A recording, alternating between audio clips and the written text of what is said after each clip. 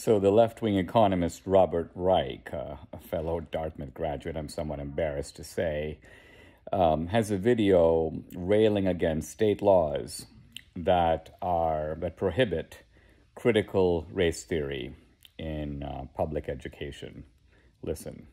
The so-called Party of Free Speech is now going after academic freedom. A host of Republican-controlled states have passed or are gearing up to pass bills that ban teaching the role race has played in the history of American politics, policy, and law. Conservatives lob the term critical race theory against the nation's tragic racial history they don't want students to know, calling it indoctrination or brainwashing. Well, as an educator, I can tell you that the real indoctrination and brainwashing is in leaving out this history and only teaching children the myths that we've always been a perfect country, always lived up to our ideals, and there's no need to reckon with our past. That's dangerous. Unless our children know all of our history, including the anguished role racism has played in shaping this country, they can't possibly understand why we are where we are today and what we can and must do to better live up to our ideals. The stories we tell about ourselves matter, and it's about time we started telling the truth.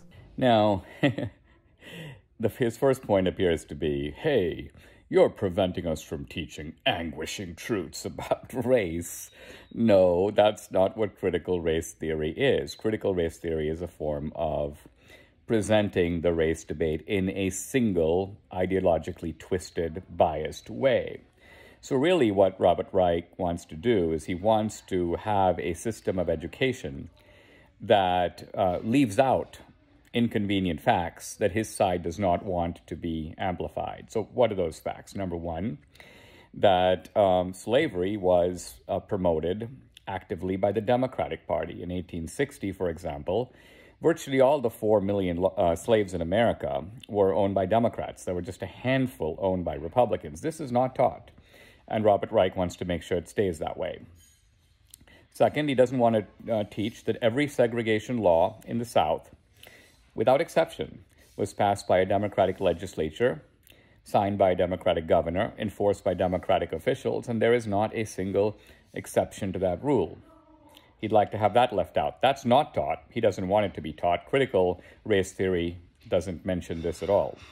Critical race theory also omits the fact that in America between 1830 and 1860, there were some 3,500 black slave owners. Yes, I'm talking about African-American plantation owners who owned collectively more than 10,000 black slaves. Wow. They don't like to emphasize this because it sort of removes the race factor from slavery. It shows that slavery was kind of a human exploitation and done by blacks and whites alike. And again, this is something that young people aren't taught. They don't know about it. They look shocked when I mention it. The historical facts behind it are indisputable. Critical race theory makes absolutely no mention because they realize how incendiary it would be to mention it. What about the Democratic's role in starting the Ku Klux Klan? And when Republicans shut it down in the late 19th century, a progressive Democratic president, Woodrow Wilson, revives the Klan early in the 20th century. And the Klan, which was previously confined to certain states in the South, now begins to spread nationwide. The Democrats did that. They encouraged the Klan. To quote progressive historian Eric Foner, the Klan was, quote, the military wing of the Democratic Party. Again, where is this in critical race theory? I somehow don't remember seeing it in the 1619 Project or any of the other propaganda put out by the critical race theory guys. The bottom line of it is that the racial atrocities of American history were perpetrated by the Democratic Party.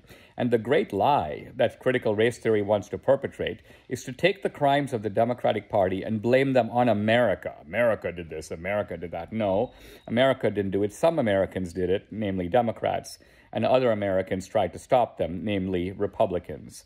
So this is the distorted ideology that these laws are intended to prohibit.